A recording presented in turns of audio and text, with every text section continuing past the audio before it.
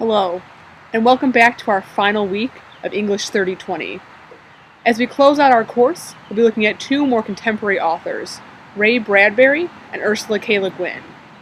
Both authors are considered staples to the science fiction genre, yet in Bradbury's case, we're going to be sampling one of his more autobiographical and realistic fiction-based works, while for Ursula K Le Guin, we'll be looking at one of her short stories that takes the form and meets the genre of dystopia. So join me this week as we sample a little bit of science fiction and sip on some dandelion wine.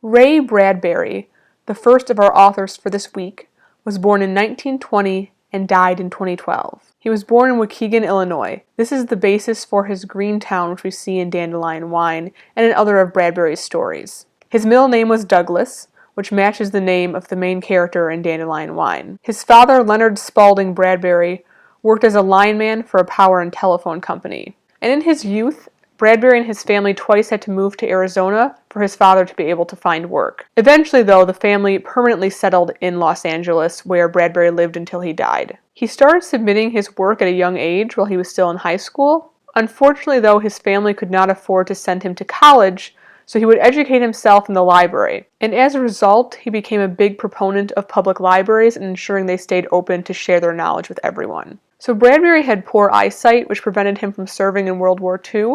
While working in a bookstore, he met his future wife, Maggie McClure.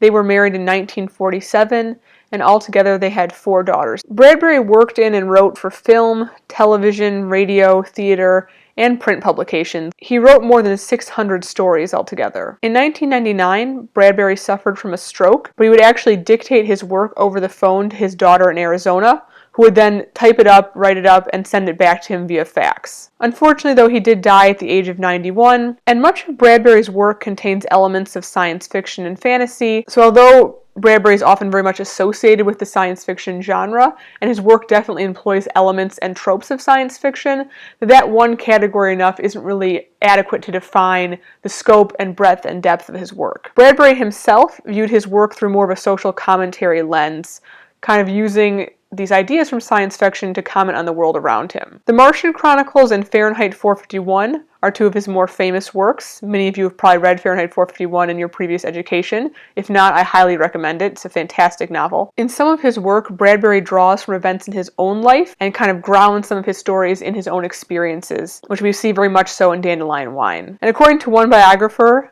he was a creative consultant for the interior of Spaceship Earth at Disney's Epcot Center. So if you've ever ridden that ride, you can thank Ray Bradbury for part of that experience. The Apollo 15 astronauts named a moon crater for his collection Dandelion Wine, and in 2002 he received a star on the Hollywood Walk of Fame. So again, a very influential author, a very famous author who had a very large impact on the science fiction genre. And despite his focus on science fiction, the way he often did write about technology, whether it was good or bad, Bradbury never used a computer or drove a car. He did, though, ask to be buried on Mars, convinced that human beings would one day reach the Red Planet.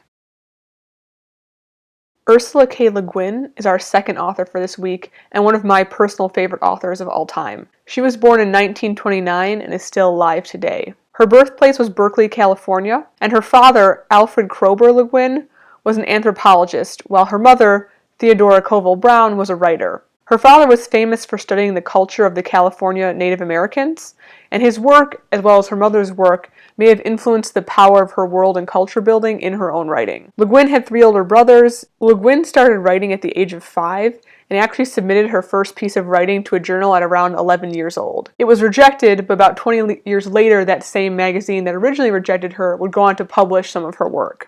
And Le Guin's home was full of intellectuals and storytelling because of the occupations and the sort of crowd that her parents associated with. And this environment, probably had a pretty big influence on Le Guin. She studied at Radcliffe College for her undergraduate degree and then got her graduate degree from Columbia University. She started on a PhD program studying in France, but on the way over to France, she met Charles Le Guin in 1953. They married that Christmas in France, where they were both studying, and they ended up having 3 children together. The couple moved to Portland, Oregon, and she and her husband live in the same home in which they raised their children. And like Bradbury, Le Guin is very much associated with the genre of science fiction. And while much of her work does fit and use elements of this genre, like Bradbury as well, this is not sufficient to explain her genius and, again, kind of all the things she's doing in her work. Her work, though, also in addition to science fiction, and again similar to Bradbury, uses elements of fantasy, and one biographer refers to her work as social science fiction, as again, like Bradbury, it often addresses contemporary issues. So both these authors are using the power of science fiction and fantasy in order to comment on the world they see around them in a fantastical way. Many of her books involve an exploration of gender and gender roles, and how they're constructed, as well as the relationship between humans and the natural world, or any kind of life form, whether it be alien or human, and how it kind of relates to its environment. And many of her novels are linked by setting.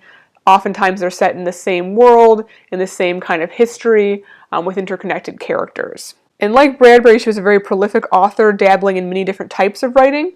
She wrote novels, short stories, essays, poetry, and screenplays, and she also kind of writes about the process of writing. And if you're looking for any teacher recommendations, I'm really a fan of her young adult work, the Annals of the Western Shore trilogy, which starts with her book Gifts, kind of a strange, satirical, funny, profound, and moving book called The Lathe of Heaven, which deals with the nature of reality, and her retelling of the story of Aeneas from classical Greek myth, Lavinia, from the point of view of his second wife. So I strongly recommend that you check out both Bradbury and Ursula K Le Guin, as well as any other writers who've piqued your interest in this class.